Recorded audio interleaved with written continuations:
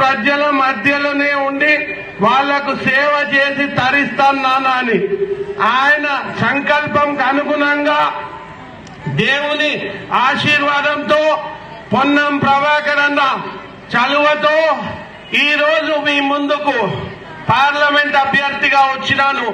మీ అందరికీ నేను ప్రమాణం చేసి చెప్తున్నాను, మా తండ్రి గారికి ఒట్టేసినట్టు మీ మధ్యలోనే ఉండి మీ తలలో నాలుకై నా చివరి రక్తపు బొట్టు వరకు మీకు సేవ చేస్తా. నాకొక అవకాశం ఇవ్వండి, నన్ను ఆశీర్వదించండి. ఇప్పుడు మన ప్రత్యర్థుల సంగతి ఒక్కసారి చూద్దాం. బండి సంజయ్ గారు పార్లమెంట్ మెంబర్ అయిన తర్వాత ఎన్నడైనా రేకుర్తికి వచ్చినారా? ఎన్నడైనా మీ ఫోన్లు ఎవరి ఫోన్లైనా ఒక్కసారి ఎత్తినారా? ఎన్నడైనా ఏమైనా చిన్న ఈసమంత పని రేకుర్తికి చేసి పెట్టినారా? మరి ఆయనకు ప్రేమ అనురాగాలు లేవు, ప్రాంతం మీద ఆయనకు చేసే శక్తి సామర్థ్యాలు లేవు, ఆయనకు ఇంట్రెస్ట్ లేదు. ఆయన కరీంనగర్ అభివృద్ధి కాంక్షించలేడు, తన అభివృద్ధి మాత్రమే కోరుకుంటున్నాడు. తను ఎంపీ కావాలి, తను రాష్ట్ర అధ్యక్షుడు కావాలి, తను నేషనల్ జనరల్ సెక్రటరీ కావాలి, తను పైకి ఎదగాలి, కరీంనగర్ మాత్రం కిందనే ఉండిపోవాలి. మరి అటువంటి నాయకుణ్ణి మళ్ళొకసారి ఎన్నుకుందామా మనము? ఆ నాయకునికి చదువు లేదు, సంస్కారం లేదు, 10th క్లాస్ ఫెయిల్ అని అంటుంటారు అందరూ. పోనీ చదువు లేదు కదా, సంస్కారం ఉందా అంటే పొన్నం ప్రభాకర్ గారి తల్లి మీద అనుచిత వ్యాఖ్యలు చేస్తాడు. అసలు ఎవరైనా ఈవెన్ రాక్షసులైనా తల్లి మీద అనుచిత వ్యాఖ్యలు చేయరు.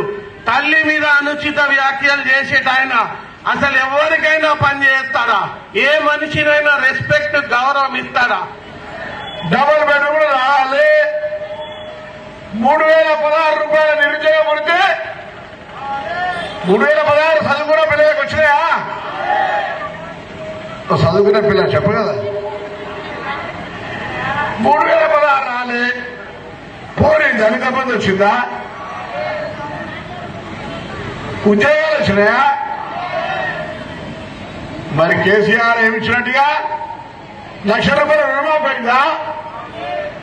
అమ్మా, కాంగ్రెస్ పార్టీ 2023 మొన్న డిసెంబర్ అధికారంలో రాగానే ఆర్టీసీ మహిళలు ఉచితంగా బస్సులో పోతున్నా లేదా? పోతురా? 500 సిలిండర్ వస్తుందా? 200 యూనిట్ల కరెంట్ ఫ్రీ వస్తుందా? కొత్త కాంగ్రెస్ పార్టీ రేపు ఎలక్షన్లు అయిపోగానే 10 ఏళ్ల కేసీఆర్ గారి రేషన్ కార్డులు ప్రతి కుటుంబానికి రేషన్ కార్డు ఇస్తుందని మనం చేస్తా ఉన్నాం. అంతేకాదు కొత్త వాళ్ళకి పెన్షన్ చాలా మందికి రాలే, ఆ పెన్షన్ కూడా కొత్త వాళ్ళందరికీ ఇవ్వడంతో పాటుగా పాత వాళ్ళకు కూడా 4,000 రూపాయలు పెన్షన్ ఇవ్వబోతున్నామని మనం సందర్భంగా మనం చేస్తా ఉన్నాం. వాళ్ళొక్క డబ్బులు పెట్టాలి, కానీ కాంగ్రెస్ పార్టీ తరఫున 3,500 ఇళ్లు నియోజకవర్గానికి కట్టియబోతోంది. ఇందిరమ్మ ఇళ్ల పేరు మీద 5 లక్షల రూపాయలు.